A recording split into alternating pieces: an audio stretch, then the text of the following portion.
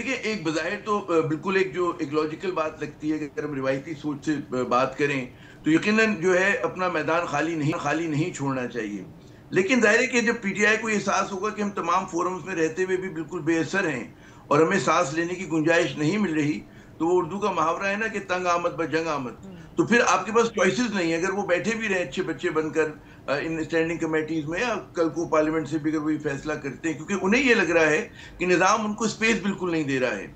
और उनके जिस तरह से लीडरशिप के ऊपर मुकदमात हैं या उनके ऊपर मतलब है कि हत्या के मिलने पे भी पाबंदी, जो कि बहुत सियासतदानों के लिए बड़ी आम सी बात हुआ करती थी कि अगर कोई गिरफ्तार हो गया सियासतदान, तो मिलने में कभी भी इस तरह की दुश्वारियाँ नहीं खड़ी की जाती थी जो आजकल की जा रही हैं।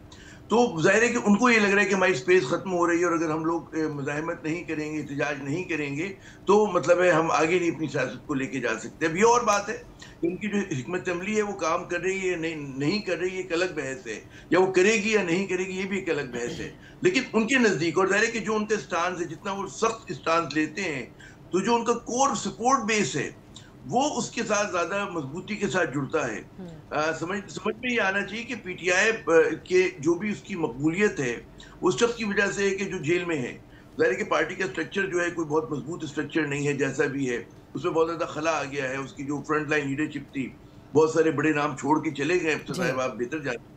तो उसके बाद अब उनके पास यही चॉइस है कि जी ठीक है, जो इमरान खान, पहले इमरान खान को नहीं पता है कि ग्राउंड सिचुएशन क्या है। हुँ। जब उन पे कहते हैं ना फ्लो ऑफ इंफॉर्मेशन पे पाबंदी है, उस तरह से नहीं हो रहा, मुलाकातें नहीं हो रही हैं, तो फिर जो उनकी समझ में आ रहा है, वो तन्हाई में बैठ के जो भी बात कर रहे हैं, फैसला कर रहे हैं, 2-4 लोगों से मशवरा करके कर रहे हैं, वो भी थोड़ी देर के अंदर, तो फिर वो इसी किस्म की पॉलिसी होगी जी। कि जिसकी वजह से पाकिस्तान की सियासत में जो धम्मा-चौकड़ी है, जो इंतशार है, अफरा-तफरी है, वो आपको बढ़ती हुई नज़र आएगी और जो हमारे असल इश्यूज़ हैं, उसके ऊपर ज़ाहिर है ना हुकूमत तवज्जो दे पाएगी उस तरह से जिस तरह हमें ज़रूरत है, दहशतगर्दी के जी। खिलाफ लड़ाई में, मईशत का, सैलाब से निपटना।